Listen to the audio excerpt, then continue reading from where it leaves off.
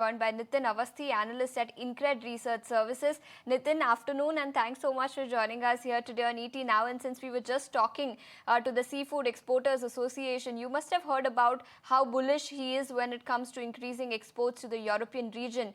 If you can tell us from a listed universe perspective, I understand we cannot talk stocks, but despite that, what is your sense when it comes to this news piece, and how much could exports to the European region increase by on account of this? Firstly, there is no way to put uh, what has come across. This is very unexpected. And the optimism that this brings with it is enormous. Why am I saying this? Let's look at the major consumers of shrimp. So you have US. We are the largest share there, and we are growing our share. We are growing in absolute volume. We are growing in absolute price there. You have China, of course, we compete with Ecuador there. We are the second guy there. You have Japan, we are on the top there. And this we were confined to this whole environment, and we have, in a way, saturated that market. Of course, then we can contend on how much the growth can be or not. We were completely barred out of the EU market. And this was a very long-term process, very painful process. Uh, Apart from just tariff barriers, non-tariff barriers were massive. One, of course, non-tariff barrier is the one you're discussing right now, that your plants will not be approved. And if plants are not approved, of course, you will not be able to export to that market. And we were completely pushed out of that market. Of course, the thought process at that point of time could have been that our products are subpar as a country.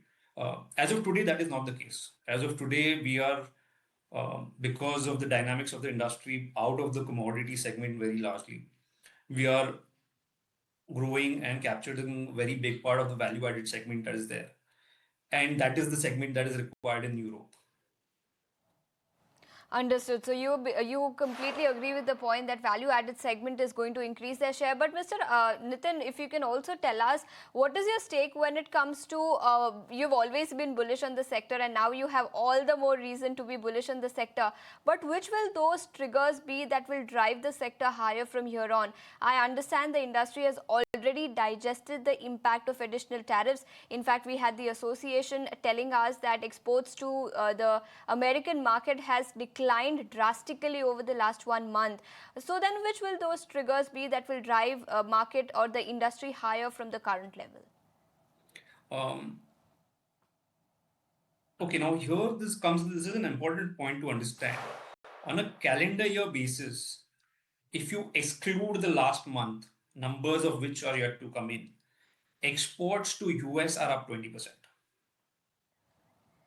So, yes, there could be a null period of a month, but on an annual basis, will most likely still end up higher when we talk about exports in volumes and in value to the US.